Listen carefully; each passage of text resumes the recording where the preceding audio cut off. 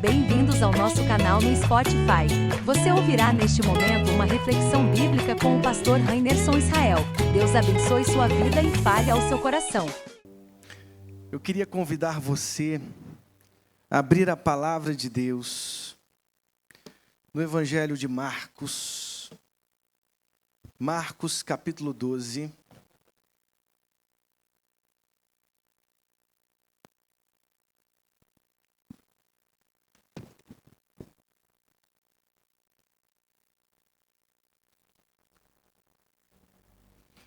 Marcos, Evangelho de Marcos, capítulo 12.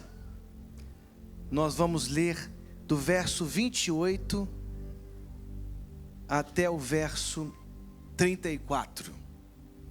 Evangelho de Marcos, no Novo Testamento, é o segundo livro.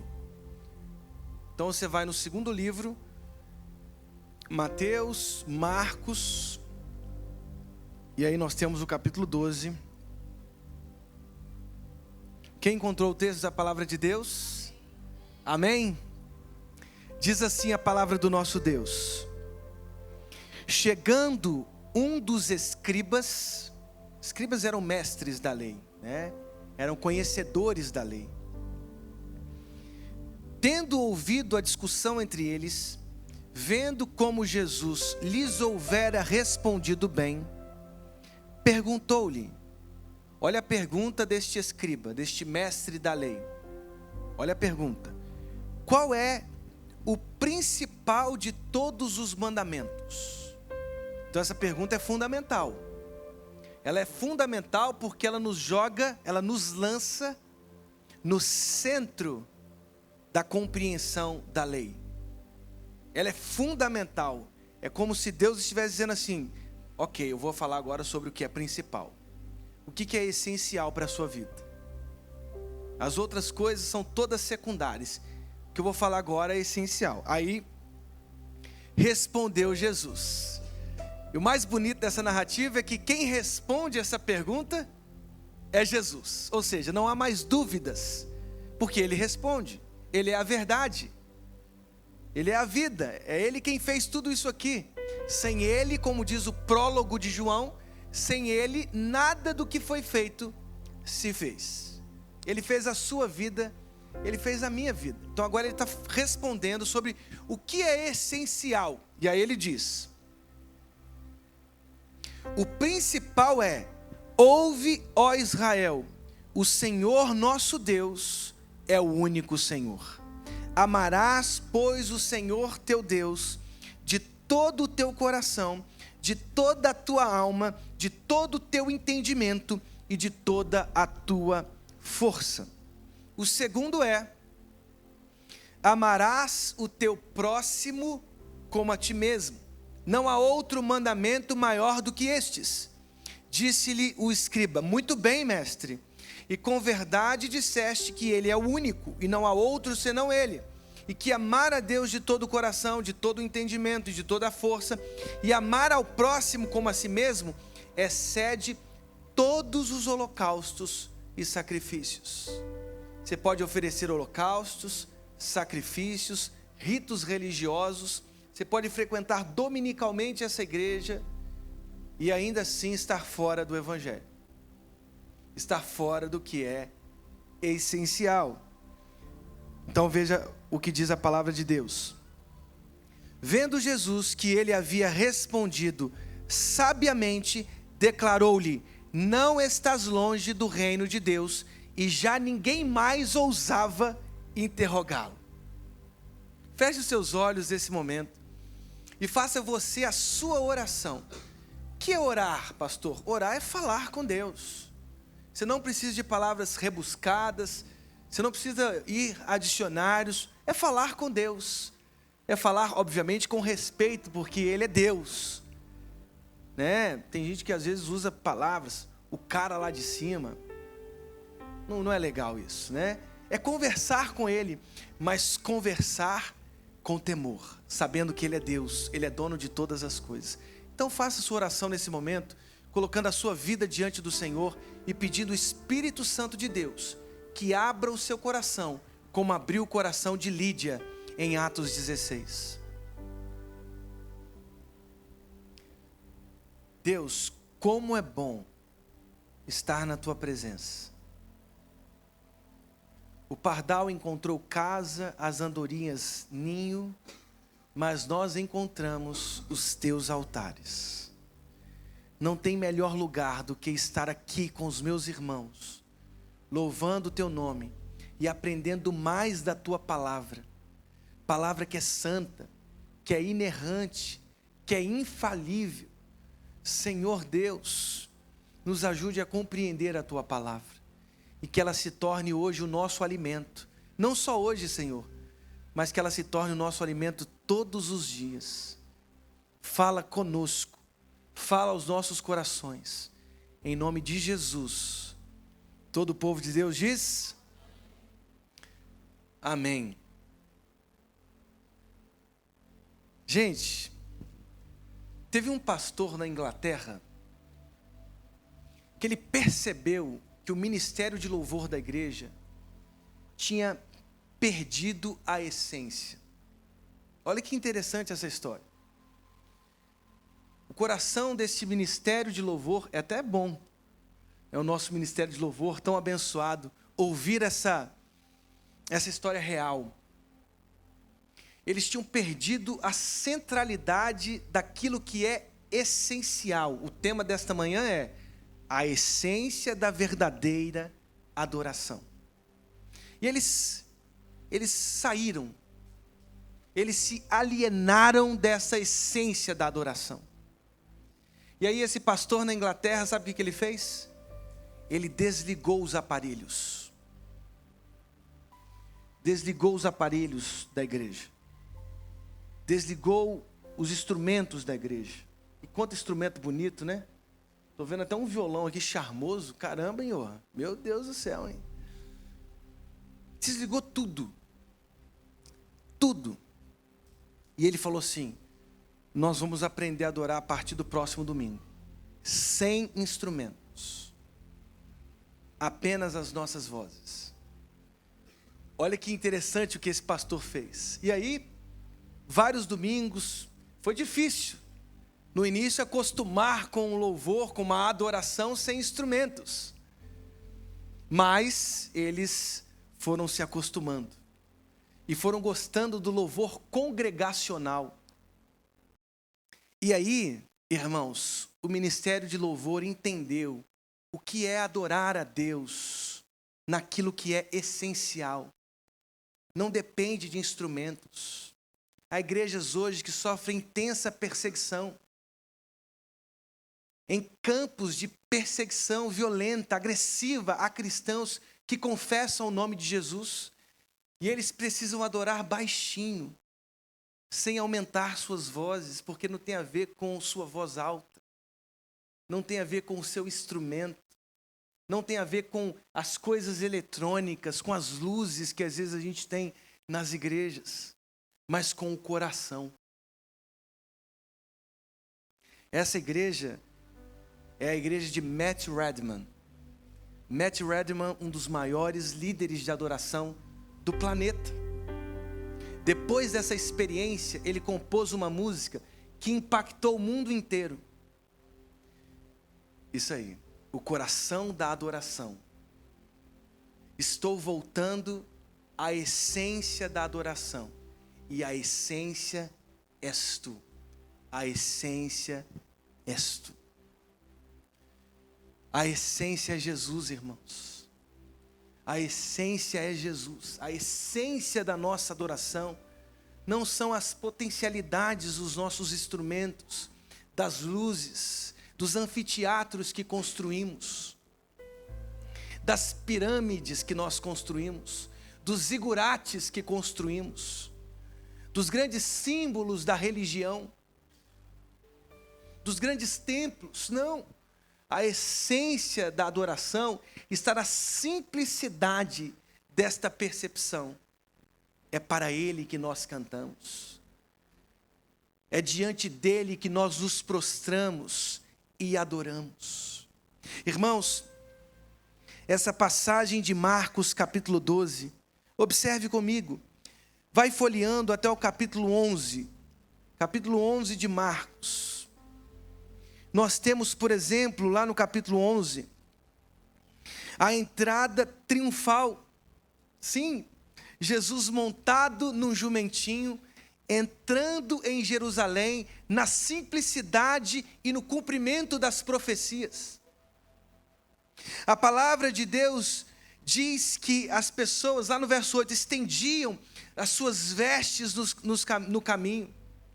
E eles diziam: Hosana, ou salve-nos, salve-nos aquele que vem em nome do Senhor. Bendito é o que vem em nome do Senhor. Essa é a grande entrada triunfal de Jesus. A simplicidade de um jumentinho. E nós somos como aquele jumentinho, que carregamos aquele que precisa receber a glória, o louvor e a adoração. Então diga para o seu irmão: você é um jumentinho. Estou brincando, é isso não? Mas não deixamos de ser, né? Nós somos esse jumentinho que, né, carrega a presença de Jesus.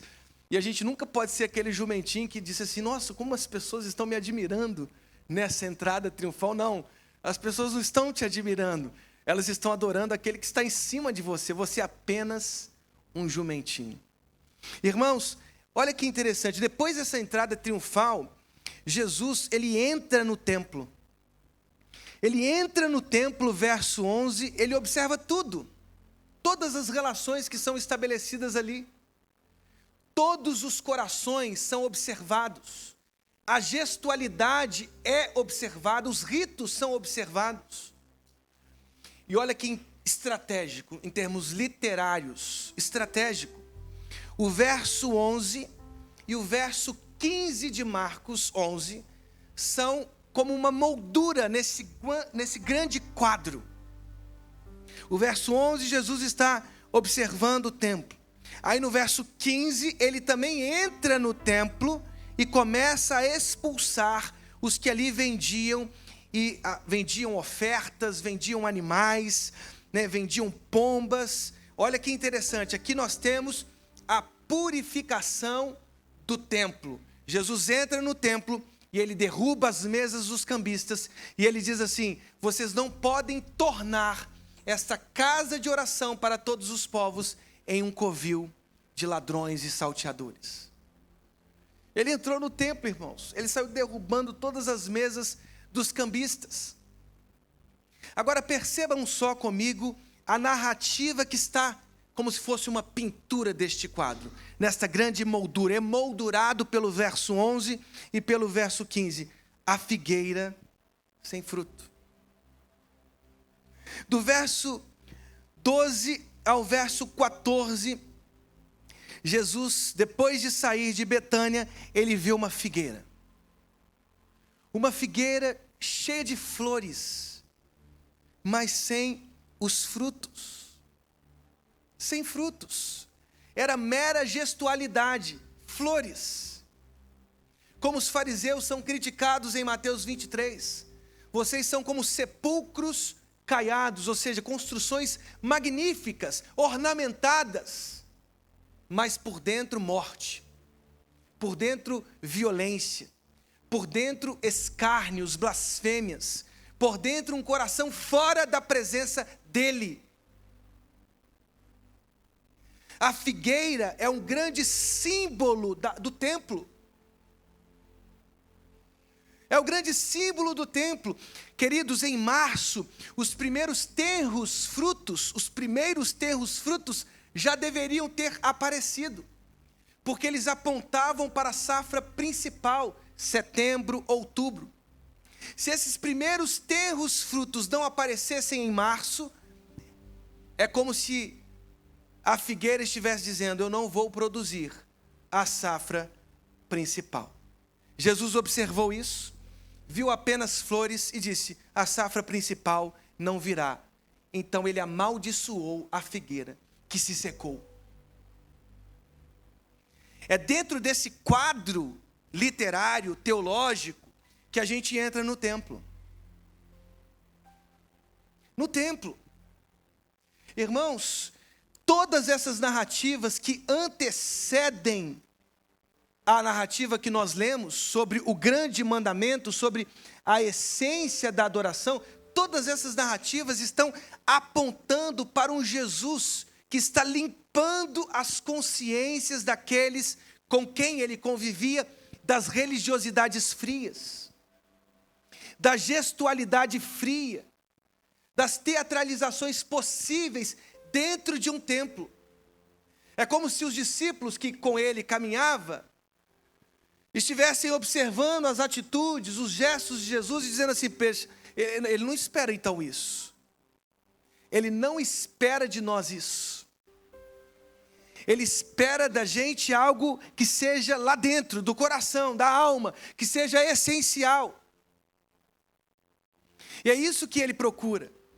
O Pai procura e continuará procurando corações que o adoram em espírito, em verdade. Não foi assim o encontro com a samaritana em João 4? A samaritana discutindo teologia com Jesus. Não, mas é em Gerizim, não é em Jerusalém. Aqui. Não é Gerizim, não é Jerusalém, não são montes. O que eu estou procurando são corações que adoram em espírito e em verdade. Tem que estar lá na essência. Tem que estar enraizado em verdades. Tem que estar fundamentado em coisas que são verdadeiras, não gestos, não ritos. Irmãos, nós estamos diante de um cenário muito importante para compreendermos o que é a verdadeira adoração. Logo um pouco mais adiante, o que nós temos, depois da purificação do templo, é algumas autoridades que perguntam a Jesus qual era a autoridade dele para executar suas profecias. E aí ele os coloca diante de uma pergunta que eles não conseguiam sair, não tinham respostas. Eles estavam sem saída. Então tá, eu respondo essa pergunta. Se vocês me responderem antes se o batismo de João era dos céus ou dos homens. Se eles dissessem dos céus, eles precisariam também dizer e afirmar as palavras do próprio profeta João, aliás, o maior entre os nascidos de mulher da antiga aliança. Porque João Batista, consciente da sua vocação, soube bem dizer quem ele era, a sua identidade estava clara. Eu não sou digno de desatar as sandálias daquele que vem. Aquele que vem é maior. Quando o viu, ele disse: eis o Cordeiro de Deus, que tira o pecado do mundo. Ele não era a luz, ele veio para anunciar a luz, e ele estava cônscio disso. Mas se dissessem dos céus, eles teriam que afirmar as palavras de João Batista, que estavam guardadas da própria tradição oral daqueles que conviveram com João Batista. Se dissessem dos homens, uma revolta se armaria, pois todos respeitavam a palavra de João Batista. Até Herodes, irmãos. Todos respeitavam a autoridade daquele homem que tinha verdade em suas palavras, em seus sermões. Imagina um cara que vestia pelo de camelo, comia gafanhoto, mel silvestre, que pregava assim: miseráveis. Você ia lá ouvir um sermão desse cara no deserto? O cara enchia o deserto com vestes estranhas, com palavras estranhas, mas ele enchia porque tinha verdade nas palavras dele. Depois dessa narrativa, depois de ser questionado, o que nós temos na palavra de Deus é o seguinte: a questão do tributo. Ainda religiosos, herodianos, fariseus, foram até Jesus para pegá-lo de surpresa. Nós devemos ou não pagar os tributos a César? Então imagine, os fariseus, que era uma seita radical, contrários a essa submissão ao poder romano, e os herodianos, que eram submetidos ao poder romano. Então você estava com duas seitas radicais em lados completamente distintos. E essa pergunta, é lícito pagar tributo a César? E aí Jesus, na sua inteligência, na sua sabedoria, porque Ele é Deus, disse: me mostre uma moeda. De quem é essa esfinge? De quem é essa inscrição? Dê a César o que é de César, e a Deus o que é de Deus. Toda vez que você tomar um calote, pense nestes versos. Não é verdade? A gente às vezes fica 2, 3 dias, 4, 5, 6, angustiado porque um cara deu um calote na gente. Dê a estes bandidos o que é deles. E inclusive ore para que o coração destes se converta em nome de Jesus. E como nós estamos cercados de golpes na internet, golpes no Instagram, não é verdade? Esses dias eu tomei um golpe de livro lá que eu vou te falar, doeu na alma. Mas que Deus abençoe essa pessoa. Que Deus abençoe quem fez isso, né? Perdi quase uns R$100 lá, que doeu a alma, mas que Deus abençoe. Né? Uma conversa fiada de que uma loja de livros estava voltando com promoção e tal. Eu caí na promoção. Eles pegam a gente na promoção, meu amigo. Só sei que o livro até hoje não chegou lá em casa. Mas dê a César o que é de César e a Deus o que é de Deus. Imagem e inscrição.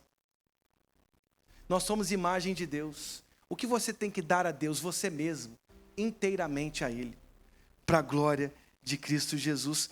Nós temos também o encontro com os saduceus, que perguntam sobre a ressurreição. Os saduceus, eles não criam na ressurreição. Era uma seita muito forte no judaísmo antigo. Muito forte. Eles só aceitavam a Torá, ou seja, os livros de Moisés, de Gênesis a Deuteronômio, e não criam na ressurreição. Eles vêm até Jesus e contam a respeito de uma mulher que foi casada com 7 homens. E os 7 morreram. Morreu o primeiro, morreu o segundo, morreu o terceiro, quarto, quinto, sexto. Essa mulher conseguiu sozinha matar 7 homens. Meu Deus do céu. O que essa mulher tinha que ela conseguiu levar, né, todos esses homens a óbito? Não sei.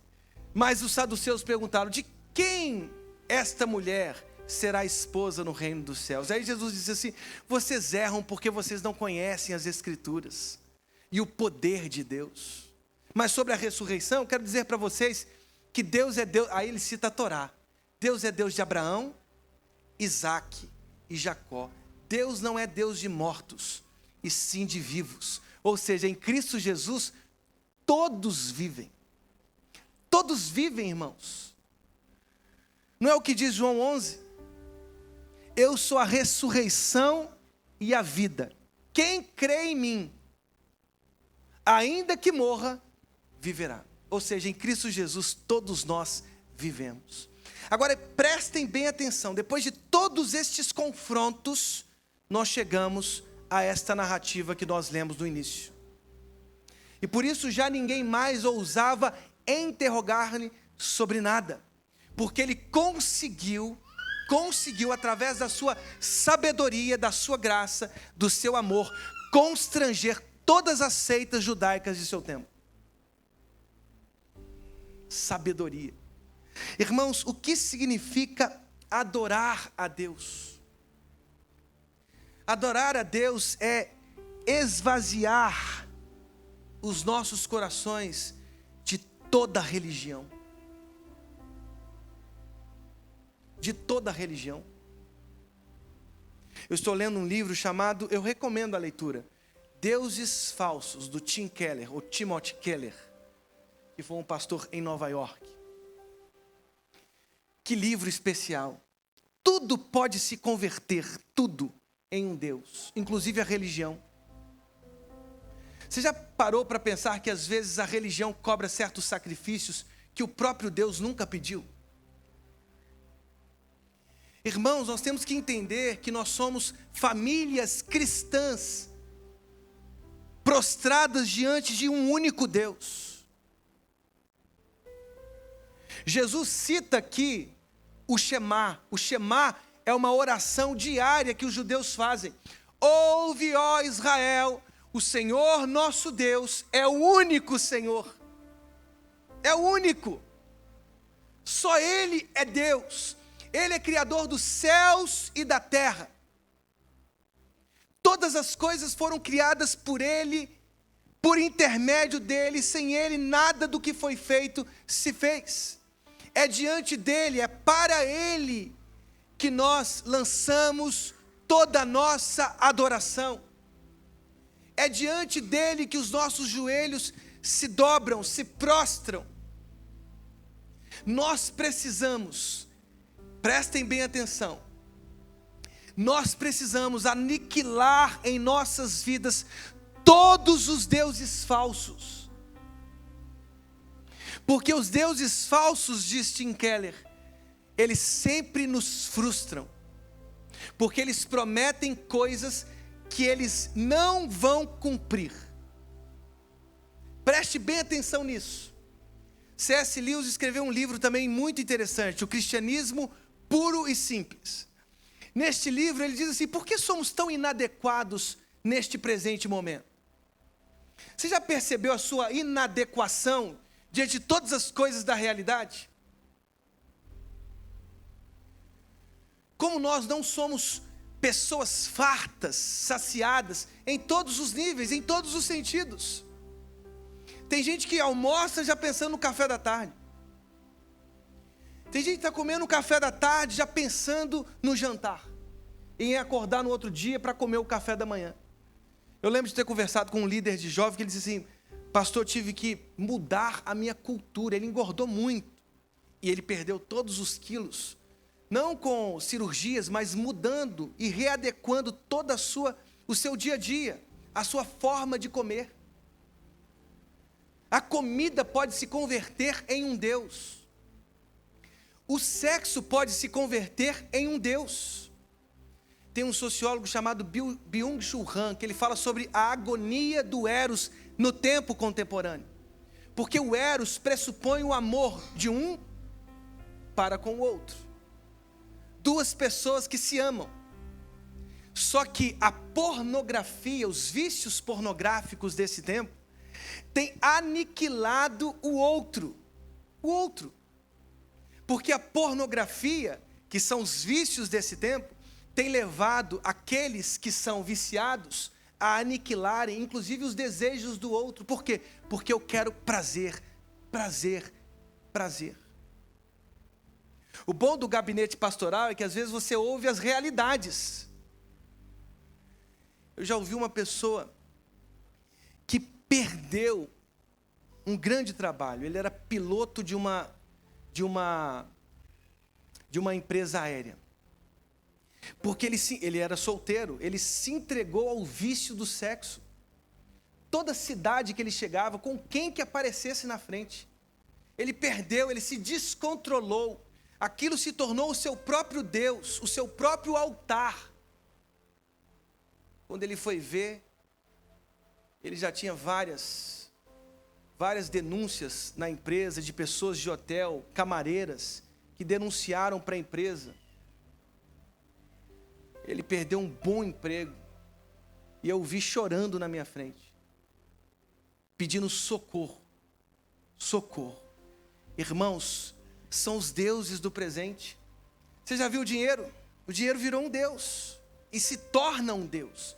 Tem gente que dorme pensando em dinheiro. Tem gente que tem ansiedade com medo de perder dinheiro. Meu Deus, se eu perder o dinheiro, eu estou frito.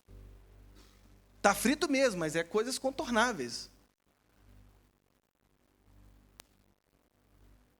E olha que interessante, às vezes esses deuses cobram sacrifícios.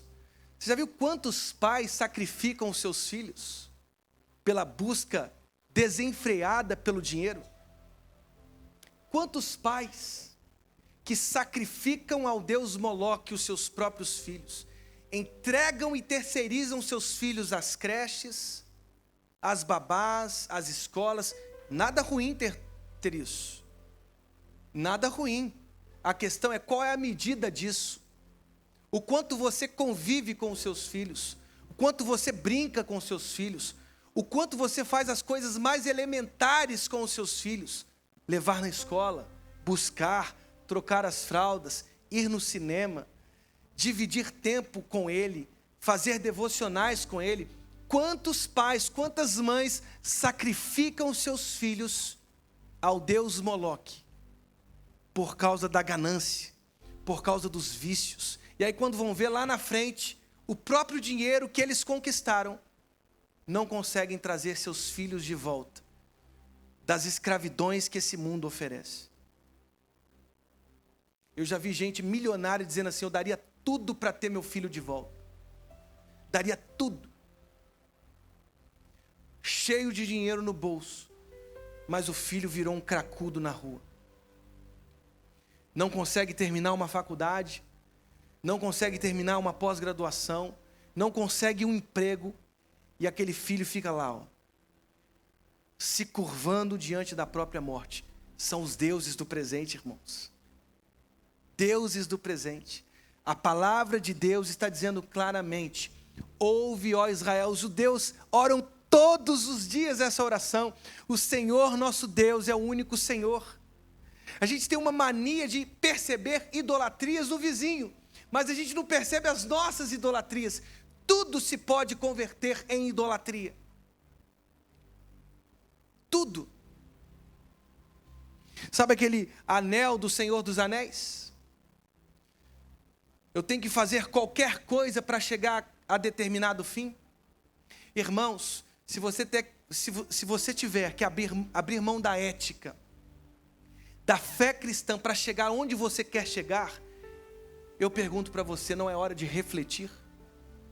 Você vai abrir mão da bondade, você vai abrir mão da ética, você vai abrir mão dos negócios limpos para chegar neste fim, é isso mesmo? Qual é o seu Deus? Quais são os seus vícios? O que tem atrapalhado, congestionado a sua alma? Lembrem-se, só Deus pode trazer a você a alegria, o prazer que você sempre almejou. Só Deus. Por isso somos tão inadequados. C.S. Lewis diz assim: somos inadequados porque no fundo não fomos criados para cá. Fomos criados para a eternidade. Então, adorar a Deus, na essência do que significa adorá-lo, é perceber quem é o nosso Deus, quem é o nosso Senhor. Amém, irmãos? Segundo, adorar nesta essência, nesta verdade, significa dizer que nós temos que adorá-lo com todo o nosso coração, toda a nossa alma, todo o nosso entendimento, todas as nossas forças.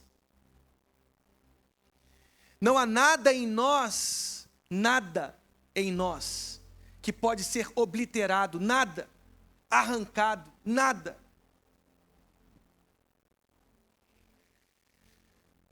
Ele quer a nossa alma, o nosso corpo, o nosso entendimento, as nossas forças, os nossos dons, neste serviço a Ele, nesta adoração a Ele.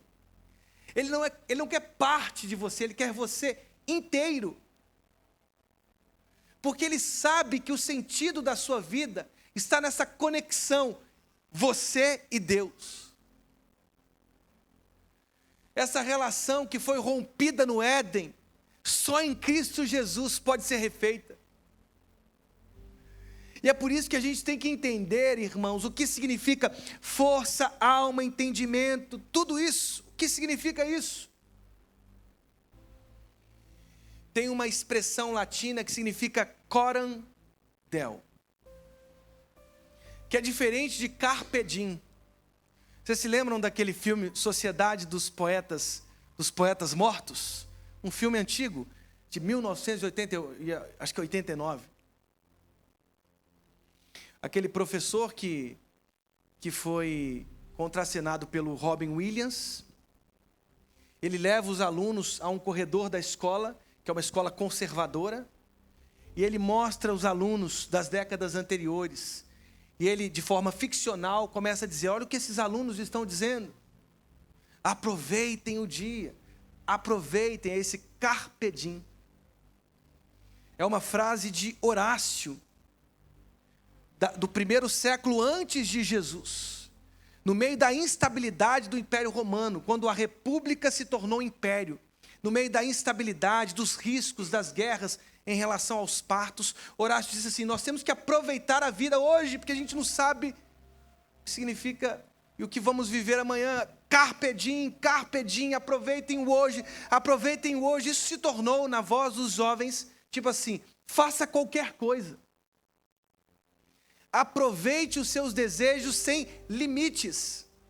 Agora, preste bem atenção na ganância de tudo isso, no delírio de tudo isso, no devaneio, na loucura de tudo isso. Irmãos, o cristianismo sempre viu o corpo com positividade.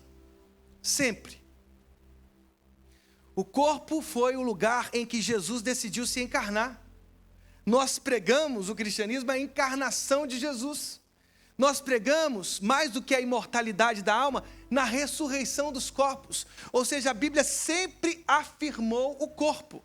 Agora, a Bíblia também fala sobre as paixões, o quê? Carnais. O corpo pode ser também o nosso sepulcro. Isso desde a filosofia antiga. Sócrates, Platão já percebiam os limites do corpo.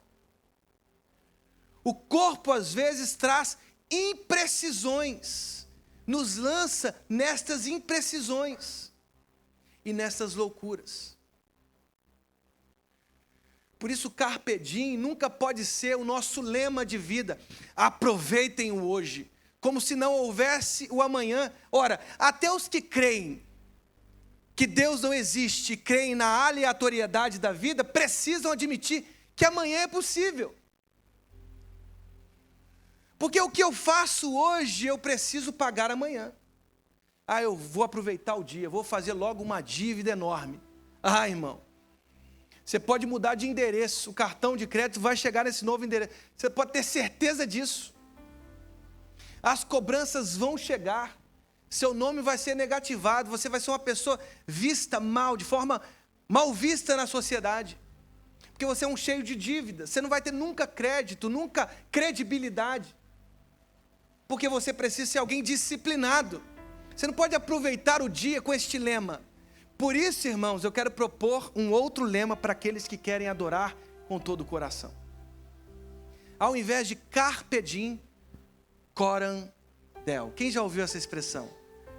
Coram deo. É uma expressão latina também. Do século XVI, da Reforma Protestante. Vivam diante de Deus. Coram deo significa diante de Deus. Toda a minha vida tem que ser vivida diante de Deus. E olha que interessante.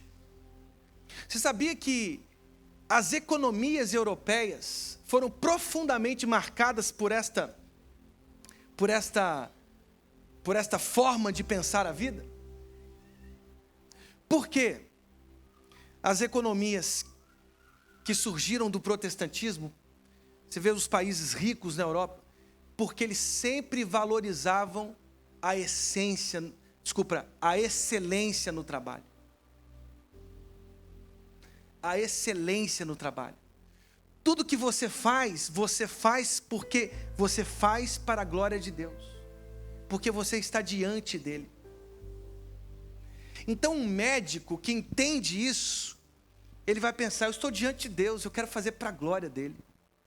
Quando ele começa uma cirurgia, ele diz assim: eu quero fazer o meu melhor. E no final deste meu melhor, eu quero dar glórias a Deus. Ele prepara a sua equipe. Ele monitora cada momento daquela cirurgia, ele faz com excelência, porque ele está fazendo para a glória de Deus. Um professor que faz para a glória de Deus, ele prepara a melhor aula. Ele gasta 2-3 dias pensando no que ele vai dizer naquela aula. Porque ele sabe que ele está formando alunos, ele tem essa competência, ele tem essa vocação, ele dá o seu melhor porque ele está fazendo para a glória de Deus. Espalhe isso, irmãos. E veja que sociedade nós formaremos com base nesse soli deu glória, ou no coram deo, para a glória de Deus, vivendo uma vida diante dele e para a glória dele, porque tudo que nós somos é para Ele. Esses dias estávamos jejuando, eu e alguns jovens, e aí um jovem no grupo do WhatsApp, ele disse assim: pastor, mas hoje foi um dia difícil para eu jejuar, porque eu não pude ler a Bíblia como eu queria ler nesse dia de jejum, eu estava trabalhando o dia inteiro. Aí eu falei assim: não, hoje foi um ótimo dia para você jejuar, porque eu preciso que você entenda hoje que o seu trabalho é para a glória dele. Você não adora a Deus só quando você vem ao culto domingo. Você adora a Deus na forma como você trata a sua esposa. Você adora a Deus da forma como você trata o seu marido. Você adora a Deus da forma como você cria os seus filhos. Você adora a Deus na forma como você se posiciona diante do seu chefe ou diante de um subordinado seu. Você adora a Deus na excelência daquilo que você entrega lá dentro do seu trabalho, dentro da sua empresa. Quando você faz de forma desregrada, quando você se posiciona de forma irresponsável na sua empresa, você não está adorando a Deus. Você está se entregando aos seus vícios, suas preguiças. Você está procrastinando porque você não está fazendo de forma excelente. E tudo que a gente faz, irmãos, é para a glória dele ou não. Mas pastor, até lá na pelada, onde eu estou jogando com os meus amigos, até lá na pelada, quando você está jogando com seus amigos, ou você está glorificando a Deus, ou você está xingando um monte de nomes que está todo mundo assim: meu Deus do céu, quanto palavrão. Palavrão vira vírgula para muita gente. Vocês estão entendendo o que significa viver diante de Deus? Viver diante de Deus é toda a nossa existência para Ele. Irmãos, não adianta você ficar de segunda a sábado dando calote em todo mundo aqui em Itaipava. Aí no domingo você vem e levanta a mão e dá o dízimo da sua corrupção. Irmãos, é melhor você nem entregar o dízimo da corrupção. É você repensar sua posição na sociedade. É ser alguém digno dentro da sociedade. Ser alguém respeitado aqui em Itaipava pelos seus negócios limpos, pela sua postura. Você fala e você cumpre. É isso que glorifica a Deus. Essa mudança nos hábitos. Mas eu fiz errado até aqui, o que eu faço? Me mato? Não, não se mate. Não se mate. Entregue a sua vida a Jesus. Entregue o seu coração a Ele. E viva para Ele. Irmãos, eu não estou sendo moralista, porque eu também tenho que fazer isso. Eu tenho que repensar os meus erros, a forma como eu trato os meus filhos, a minha esposa, como eu vivo socialmente, como eu me comporto como pastor, como professor, sempre. Uma vida diante dele. Último. Irmãos, a essência dessa adoração, a verdade dessa adoração, está também, eu quero ler para vocês, de forma bem atenta o que diz a palavra de Deus. Amarás o teu próximo como a ti mesmo. Não há outro mandamento maior do que estes. Veja como Jesus conjuga esses dois mandamentos. Amar o próximo excede os holocaustos e os sacrifícios. Ou seja, o nosso amor a Deus precisa se encarnar no nosso dia a dia, no amor ao próximo. E o próximo aqui são todos os próximos, com quem você convive. Seus vizinhos próximos, seus familiares próximos. Você já viu gente que ama a África? Pastor, eu amo a África. Você já foi lá? Não, não fui, mas amo. Não, você não ama, irmão. Você não foi lá. Você tem uma idealização de lá. Você tem uma certa idealização da missão lá. Amar é ir lá, conviver. Pastor, eu quero evangelizar a Angola. Comece evangelizando os seus vizinhos. Como é que a gente vai acreditar que você vai ser um bom missionário na Angola se você nem evangeliza os que estão a metros de você? Irmãos, nós temos que amar os que estão próximos da gente. A gente tem que exercer um amor como aquele samaritano, porque muitos religiosos, às vezes, eles passam ao largo dos sofrimentos. Eles veem as pessoas quase à morte e eles dispensam as ajudas. O que o samaritano fez? O samaritano é um herege. Para a teologia oficial de Israel, eles criam num texto diferente, criam num monte diferente. E aí vem um samaritano, um herege, ele para a sua caminhada, ele aplica óleo, ele aplica vinho, que eram terapias antigas. Ele coloca o ferido no animal dele, o conduz a uma hospedaria, paga as diárias dessa hospedaria, cuidando deste enfermo. Isso é amar. Jesus conta essa parábola para dizer assim, o que significa amar? Amar é isso. Amar é isso. É engraçado quando alguns jovens se apaixonam. E aí treme o cabelinho do braço, os olhos quase lacrimejam, a paixão. Ai, pai, eu estou apaixonado. Ah, mãe, eu estou apaixonado. Ou apaixonada.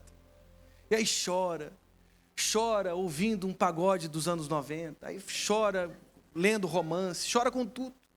Ele vê um filme e chora, porque ele está apaixonado. Isso é uma emoção temporária.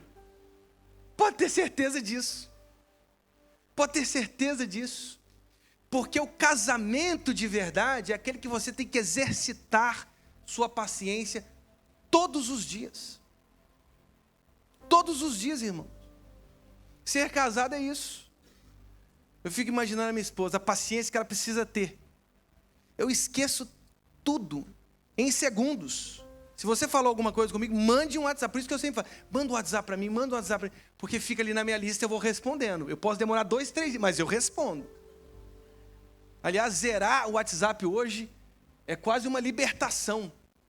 Né? Você zerar um WhatsApp hoje, a sensação que você tem de libertação, conseguir responder todo mundo, graças a Deus. Mas eu sou muito esquecido, eu esqueço tudo. Eu esqueço segundos depois. Teve uma vez que eu fui para a igreja de carro e voltei de BRT. É verdade isso, eu não estou mentindo. Aí eu cheguei em casa de BRT, falei, gente. Aí eu falei, amor, eu fui de carro, ela foi. E eu voltei de BRT. Eu tive que voltar de BRT, buscar o carro e trazer para casa de novo. É paciência, tem que ter paciência. Eu boto na agenda, eu boto lembrança, boto um monte de coisa, mas às vezes sai da agenda. Teve uma vez que eu estava almoçando, era mais ou menos 1h30.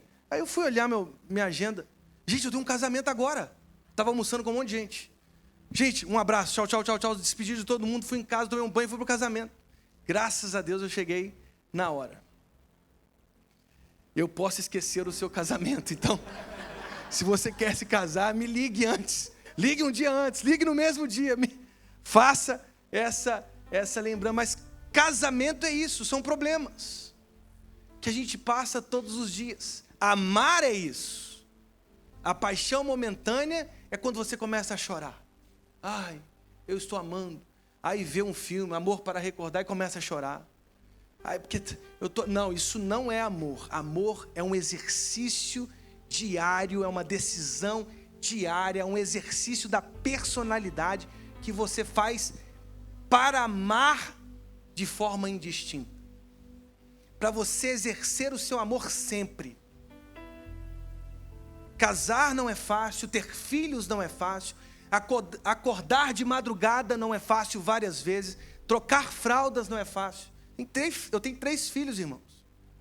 Eu já devo estar completando quase 1 bilhão de fraldas trocadas. Eu sei o que é isso. Eu sei o que é passar horas tentando dar um remédio. E eu aprendi judô para imobilizar os meus filhos para poder dar remédio. Tem que ser. Eu imobilizo às vezes a minha filha Rebeca, eu tenho uma filha especial, porque ela não entende que ela tem que tomar um remédio de 12 em 12 horas. Eu tenho que dar o remédio, porque esse remédio traz para ela, né, saúde.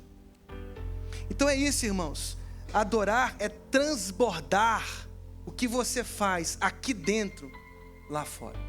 Esse amor tem que estar refletido no seu casamento, com os seus vizinhos, com o porteiro do seu prédio, que você às vezes não dá bom dia. Aprenda a dar bom dia. Aprenda o nome das pessoas que trabalham no seu prédio. Eu sei o nome de todo mundo lá do prédio, eu os trato pelo nome. Oi, Fabiano, oi, André, tudo bem com você? Porque isso o torna, ele não é menor do que você, ele é uma pessoa. Ame essas pessoas, valorize essas pessoas, dê a elas o melhor. E você vai ver como é melhor, como o seu dia se torna melhor.